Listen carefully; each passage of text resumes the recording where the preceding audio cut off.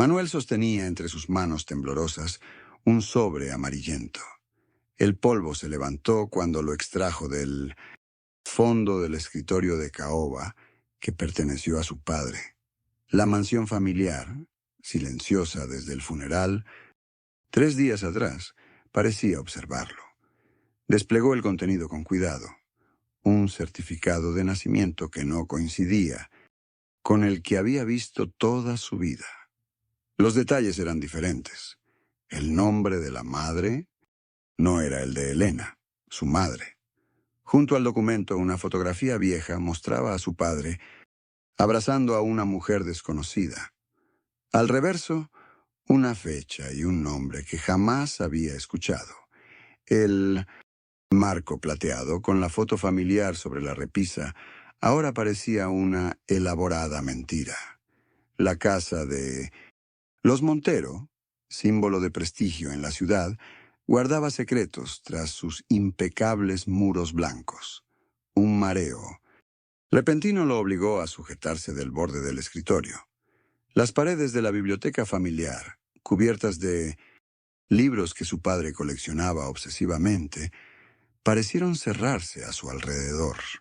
Entre los papeles dispersos se encontró un sobre con dinero y una dirección escrita a mano en Valparaíso, ciudad que su padre visitaba por negocios. Todo lo que creía saber sobre su origen, sobre la fortuna familiar construida supuestamente desde cero, se desmoronaba como un castillo de naipes. La respiración de Manuel se volvió pesada mientras guardaba el documento en su bolsillo. El reloj de pared, herencia de 3 generaciones, marcaba cada segundo con un eco que ahora sonaba a mentira. Eduardo Montero tenía 34 años cuando heredó la responsabilidad del apellido familiar. La mansión colonial, en el exclusivo barrio de Las Lomas, era solo una parte del legado. 3 generaciones de Montero habían construido un imperio farmacéutico que ahora recaía sobre sus hombros. La muerte de su padre, Guillermo Montero, hacía apenas 2 semanas, había dejado un silencio pesado en los pasillos de mármol. Eduardo caminaba ahora entre las habitaciones como un extraño. Los cuadros de antepasados lo observaban con ojos críticos desde marcos dorados. Su madre, Isabel, permanecía recluida en su habitación. Las visitas de condolencia habían cesado, dejando tras de sí solo tarjetas y arreglos florales, marchitándose en el vestíbulo. El personal de servicio se movía como sombras silenciosas, evitando su mirada. Eduardo había aplazado la revisión del despacho de su padre. Aquel santuario de caoba y cuero, donde se habían tomado decisiones que afectaron a miles. Pero el abogado familiar insistía en que debían poner los asuntos en orden. Las carpetas se acumulaban sobre el escritorio. Documentos corporativos, testamentos, títulos de propiedad. Eduardo los revisaba metódicamente mientras la luz del atardecer se filtraba por las persianas venecianas. Nunca había cuestionado el origen de su privilegio. Fue entonces cuando encontró aquella carpeta sin etiquetar al fondo del cajón inferior, cartón manila desgastado por el tiempo y un cordel envejecido que la mantenía cerrada. La sensación de inquietud creció mientras deshacía el nudo. La gaveta del escritorio de caoba se abrió con ese peculiar chirrido familiar. Santiago buscaba el testamento de su abuelo para aclarar una duda sobre unos terrenos en el sur. Sus dedos encontraron, en cambio, un sobre amarillento con un sello notarial que nunca había visto antes. Lo extrajo con curiosidad, rompiendo el sello, para revelar documentos antiguos y una carta manuscrita. El primer párrafo bastó para que sintiera un vacío en el estómago. La carta explicaba con lenguaje legal frío que la fortuna inicial de los Mendoza no provenía de inversiones afortunadas, como siempre habían contado. El abuelo Roberto había obtenido el capital inicial apropiándose de propiedades de familias judías que huyeron durante la guerra, propiedades adquiridas por una fracción de su valor, aprovechando la desesperación ajena. Santiago dejó caer los papeles sobre el escritorio. Sus manos temblaban mientras recordaba las historias familiares sobre el abuelo visionario, el hombre hecho a sí mismo. El retrato sobre la chimenea parecía ahora observarlo, con ojos diferentes, casi acusadores. Recordó súbitamente aquella tarde de su infancia, cuando preguntó al abuelo por qué. Algunas personas en el pueblo los miraban con rencor. La envidia es el precio del éxito, Santi. Había respondido el viejo, acariciándole la cabeza. Ahora entendía que no era envidia, sino el silencioso reclamo de quienes conocían la verdad. Se levantó tambaleándose hacia la ventana. En el jardín, Clara jugaba con los niños mientras su madre comentaba algo con las sirvientas. 3 generaciones construidas sobre un cimiento de mentiras y apropiación. ¿Tenían derecho a esa vida? El sudor frío le recorría la espalda mientras consideraba el peso de la verdad y lo que significaría revelarla. Guardó los documentos en su saco. Debía decidir si proteger el legado familiar o enfrentar una verdad que destruiría no solo la reputación de los Mendoza, sino la identidad que todos habían construido durante décadas. Santiago permaneció inmóvil frente al escritorio de caoba. Los papeles amarillentos se desplegaban como un mapa hacia un pasado desconocido. El testamento de su abuelo contenía una referencia velada a propiedades no registradas oficialmente. La idea de ignorar aquello y preservar la imagen intachable de su familia cruzó por su mente. Su apellido pesaba como una responsabilidad generacional. Cada vez que cerraba los ojos, veía el rostro severo de su abuelo observándolo desde el retrato del salón principal. Durante la cena, Teresa notó su distracción mientras revolvía la sopa sin probarla. Su hermana le preguntó sobre el testamento, pero Santiago desvió la conversación con una sonrisa forzada. Esa noche no pudo dormir. Las sábanas se enredaban en sus piernas inquietas mientras tomaba su decisión. A la mañana siguiente, marcó el número del viejo notario Castillo, quien había manejado los asuntos legales de su abuelo por décadas. El reloj apenas marcaba las 7 cuando ya estaba duchado, vestido y listo para conducir hasta el pueblo vecino, donde se guardaban los registros antiguos.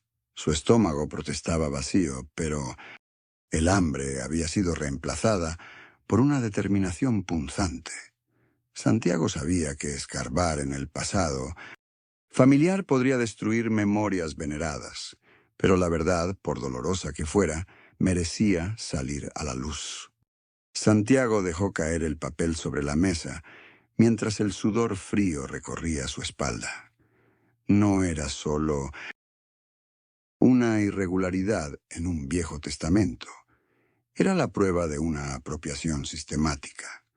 La firma del notario Méndez, al pie del documento, confirmaba lo impensable. Su abuelo había transferido propiedades que no le pertenecían. Propiedades de la familia Herrera, que ahora vivía en la pobreza al otro lado de la ciudad. Santiago recordaba vagamente a Lucía Herrera, la niña de trenzas que un día dejó de venir a jugar. Su padre siempre había explicado que se mudaron por trabajo, pero la verdad revelaba otro motivo. Con manos temblorosas, Santiago encontró entre los papeles una fotografía de su padre y su tío Ernesto junto al abuelo, los 3 sonriendo, frente a la casa que ahora sabía era robada. La fecha, al reverso, coincidía con los documentos falsificados. Un mareo repentino lo obligó a sentarse. El aire le faltaba mientras las piezas encajaban. La tos seca que lo atacó recordaba a la que sufrió cuando niño, como si su cuerpo quisiera expulsar la verdad. En una esquina del documento principal, una pequeña anotación. Sabe todo. Mantenerlo vigilado. Su tío Ernesto no solo conocía la verdad, sino que posiblemente guardaba más secretos. Santiago guardó los papeles en su maletín. El reloj de pared marcaba las 7. La cena familiar comenzaría en 1 hora. La confrontación era inevitable, pero primero necesitaba hablar con Manuel. Juntos tendrían que decidir si la lealtad familiar valía el peso de tantas mentiras. El comedor familiar resplandecía bajo la luz dorada de la lámpara de cristal, mientras los platos de porcelana, heredados durante generaciones, recibían la cena dominical. Manuel observaba los rostros sonrientes, ignorantes aún del contenido de aquel sobre amarillento que ahora pesaba como plomo en el bolsillo interior de su saco. Santiago mencionó casualmente el testamento del abuelo y todos guardaron silencio momentáneo. El corazón de Manuel se detuvo por un instante, temiendo que de alguna manera su primo hubiera descubierto también la carta. Sus manos sudorosas dejaron resbalar el tenedor contra el plato, produciendo un tintineo que atrajo miradas curiosas. Se excusó torpemente mientras sentía que cada segundo, bajo esa fachada de normalidad, le robaba algo de su integridad. Después de la cena, caminó hasta la vitrina donde reposaba el reloj de bolsillo que su padre le había entregado como símbolo de la honorabilidad familiar. Lo contempló por última vez antes de cerrarlo y dejarlo sobre el terciopelo azul. Ya no merecía portarlo. En el estudio, extrajo los documentos y los extendió sobre el escritorio de caoba como quien prepara las piezas de un tablero para una partida definitiva. El reflejo en el espejo le devolvió la imagen de un hombre diferente, uno que había cruzado un umbral invisible hacia un territorio sin retorno. Mañana, durante la reunión familiar para discutir las inversiones conjuntas, revelaría lo que había descubierto sobre el verdadero origen de la fortuna familiar. Los secretos enterrados por 3 generaciones saldrían a la luz por su mano. La verdad los despojaría de prestigio, quizás de riqueza, ciertamente de inocencia, pero el silencio ya no era una opción que pudiera soportar. Santiago colocó el documento amarillento frente a su familia, sus dedos temblando ligeramente mientras señalaba las firmas falsificadas. El silencio que siguió fue denso, casi tangible, como si el aire hubiera sido succionado de la habitación. Los rostros a su alrededor se transformaron. Primero confusión, luego incredulidad y finalmente, en algunos, ese destello revelador de culpa que confirmaba sus sospechas. Su tío Manuel apartó la mirada, concentrándose en la ventana como si el jardín nocturno ofreciera algún escape. La abuela Carmela, patriarca indiscutible hasta ese momento, apretó los labios hasta formar una línea blanca mientras sus nudillos se tensaban alrededor de su bastón.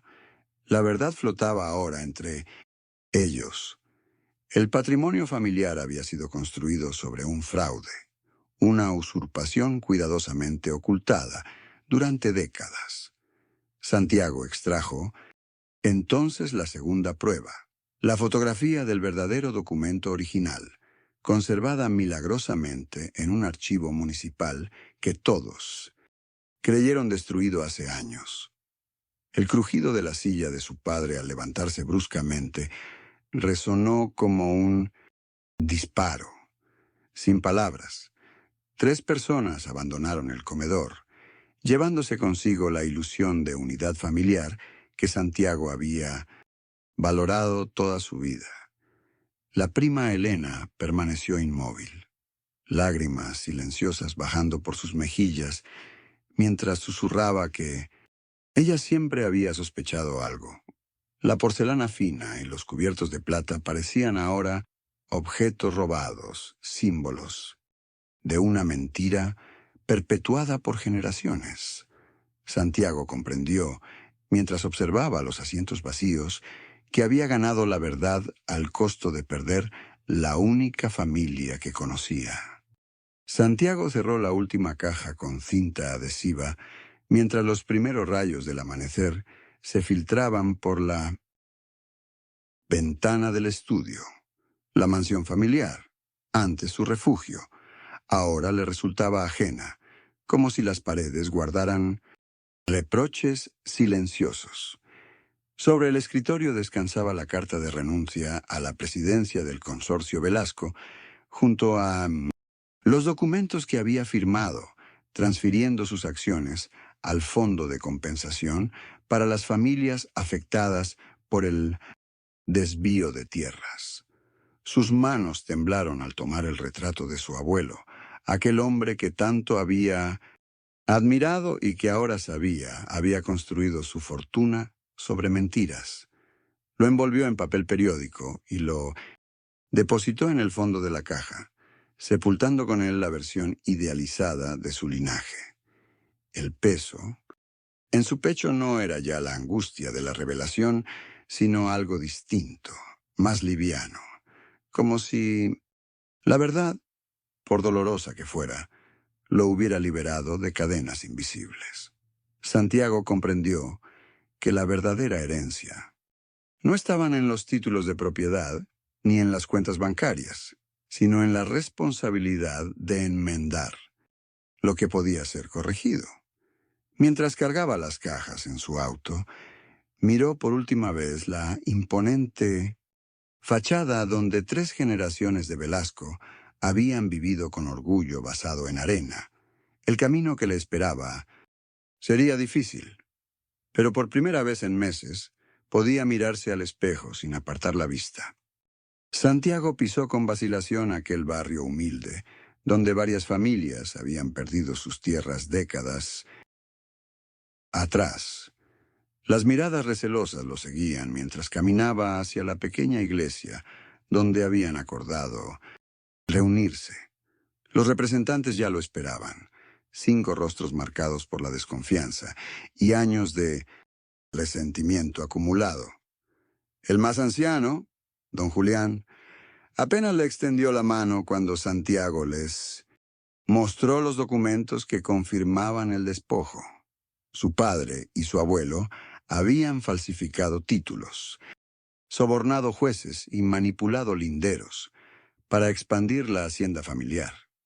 Cuando Santiago colocó las escrituras originales sobre la mesa y explicó su plan de restitución, el silencio se volvió denso, como la niebla.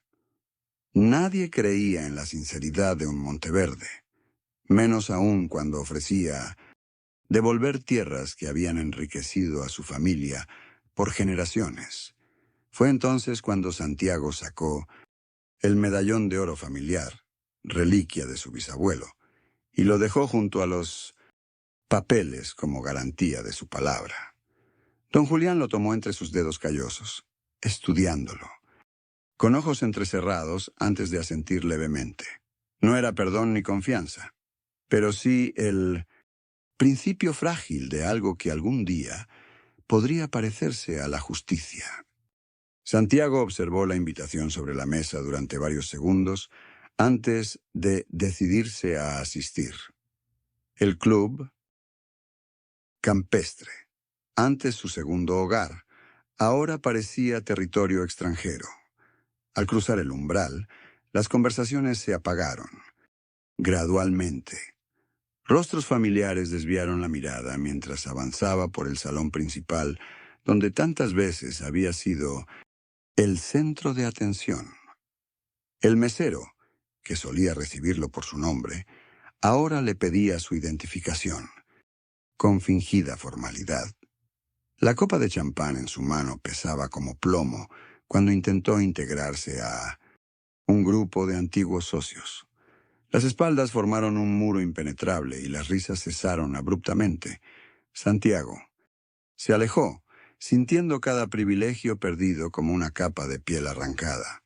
Por un momento, mientras observaba a aquellos que alguna vez llamó amigos, la duda lo asaltó. ¿Había valido la pena sacrificar todo por la verdad? La respuesta llegó en forma inesperada cuando Elena Montalvo, viuda respetada y conocida por su integridad, se acercó discretamente. No ofreció palabras de consuelo, solo un gesto de reconocimiento silencioso y la tarjeta de su fundación de arte comunitario. Al salir del club, Santiago dejó caer la invitación en un bote de basura. El rechazo dolía, pero la sensación de autenticidad que ahora lo habitaba era un cimiento más sólido que cualquier aceptación basada en apariencias. La mano de Lucía temblaba al acercar la taza de té a sus labios en el antiguo invernadero. Familiar. Santiago observó el gesto mientras su hermana menor, antes distante, ahora buscaba su mirada con ojos enrojecidos. El espacio, lleno de helechos y recuerdos compartidos, parecía contener el aliento mientras ella confesaba haber conocido partes de la verdad desde hacía años. Los documentos expuestos habían confirmado lo que muchos sospechaban, pero nadie se atrevía a nombrar.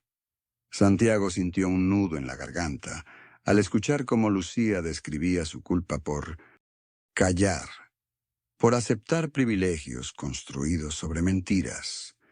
La luz del atardecer dibujaba patrones sobre el suelo de baldosas, mientras ella recordaba momentos de su infancia, ahora manchados por la sombra del engaño. Con dedos inseguros, Lucía extrajo de su bolso una pequeña llave oxidada del viejo despacho, un gesto simbólico de alianza que Santiago recibió con un silencio cargado de significado. Afuera, otros familiares comenzaban a moverse en la misma dirección. Tío. Roberto había dejado un mensaje. La prima Elena pedía reunirse. Era un inicio frágil, como un delicado puente de cristal tendido sobre el abismo familiar. Santiago guardó la llave en su bolsillo, sabiendo que este acercamiento no borraba décadas de complicidad, pero abría una puerta hacia una familia reconstruida desde la verdad.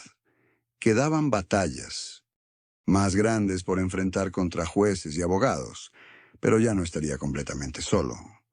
Santiago avanzó por el pasillo marmoleado del juzgado, con la carpeta de pruebas bajo el brazo, sintiendo el peso de cada documento como si fueran piedras. Los miembros del directorio de Empresas Valenzuela lo observaban con una mezcla de desdén y nerviosismo apenas disimulado.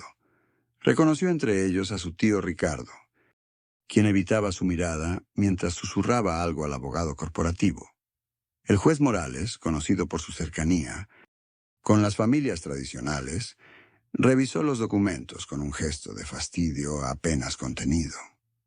Cuando Santiago comenzó su testimonio, la temperatura de la sala pareció descender varios grados. Explicaba cómo su propio padre había falsificado firmas para apropiarse de tierras comunitarias. Ricardo interrumpió con una oferta susurrada: retirar la denuncia a cambio de un fideicomiso millonario. Por un instante, Santiago se tambaleó ante la tentación de ese camino fácil, recordando las fotos familiares que había empacado esa mañana. Pero entonces vio en la última fila a Matías, el líder comunitario cuyos padres habían perdido todo, y continuó declarando con voz clara y firme. A medida que detallaba la red de corrupción, notó cómo el rostro del juez transitaba del escepticismo a la preocupación. Santiago salió del juzgado horas después, exhausto y socialmente arruinado, pero con una certeza inquebrantable. Por primera vez en años, podía mirarse al espejo sin apartar la vista. Santiago contempló la pequeña sala de su nuevo apartamento, modesto pero iluminado por el sol de la tarde. Los muebles sencillos y las paredes recién pintadas contrastaban con la opulencia perdida, pero por primera vez en meses respiraba sin el peso de la mentira familiar. Sobre la repisa descansaba el único objeto que había rescatado de la mansión, la brújula de su abuelo, testigo silencioso de travesías más honestas que las suyas. El timbre sonó, interrumpiendo sus pensamientos. Al abrir encontró a Elena, la exsecretaria de su padre, sosteniendo un sobre con documentos. Sus ojos, antes temerosos, ahora lo miraban con una mezcla de gratitud y respeto. La fundación que habían creado con lo recuperado del fraude ya había beneficiado a 20 familias estafadas. Santiago la invitó a pasar con un gesto que denotaba la nueva simplicidad de su vida, sin protocolos ni falsas cortesías. Mientras firmaba los papeles en la mesa de madera sin barnizar, Santiago pensó en Lucía. Su hermana había elegido otro camino, negándose a reconocer la verdad, aferrándose a las apariencias en Europa. El café humeaba en tazas de cerámica artesanal, tan distintas a la porcelana heredada que ahora pertenecía a los acreedores. Elena comentó sobre los avances del caso judicial y el programa de restitución, pero Santiago apenas escuchaba. En Minas Must, su mente resonaban las palabras del juez durante la audiencia final. Ha perdido un apellido, pero ha recuperado su humanidad. Lo había perdido casi todo, sí, pero ya no despertaba con ese nudo en el estómago, esa sensación de estar viviendo una vida prestada. La brújula de su abuelo marcaba ahora un norte verdadero, y Santiago, por fin libre de secretos, había aprendido que la dignidad no se hereda ni se compra. Se construye con verdades, aunque duelan. Si te gustaron estas historias, suscríbete al canal y activa las notificaciones para no perderte las próximas. Gracias por acompañarnos.